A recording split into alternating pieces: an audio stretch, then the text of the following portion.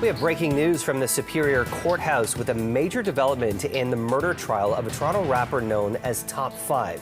Let's go live to Beatrice Vaisman, who's covering this story. What are we learning so far?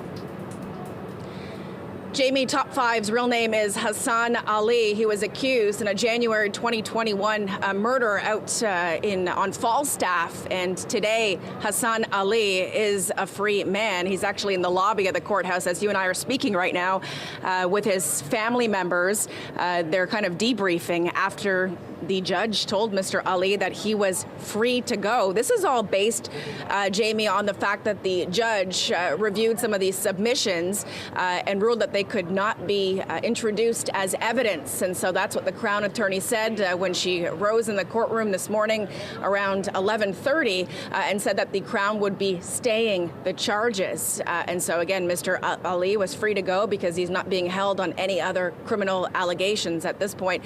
I want to share with you a bit of what he told us, Jamie, as he walked out of the courthouse to speak to the media. And he was adamant he wanted to speak to the media just a few seconds ago. Listen.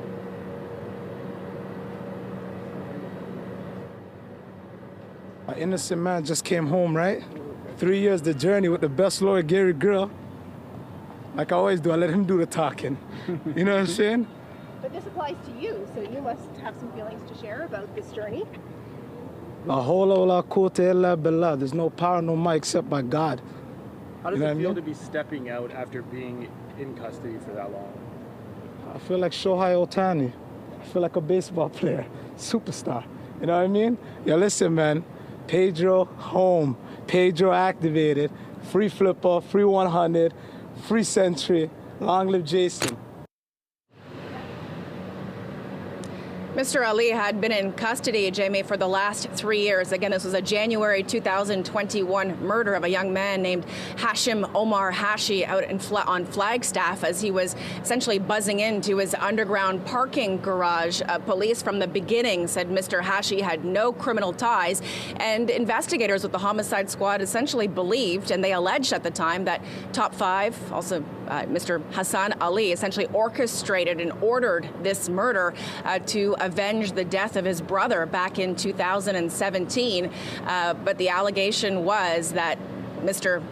Hashi was not the intended target and so just became the victim of an awful tragedy as he was coming home after grabbing dinner with some friends. Mr. Ali then fled to the United States, to Los Angeles, after he allegedly cut off his GPS ankle bracelet. He was extradited back to Toronto and has now been in custody for 3 years, Jamie, as he was waiting for his day in court to face this first-degree murder charge. And again, police never alleged that Mr. Ali pulled the trigger.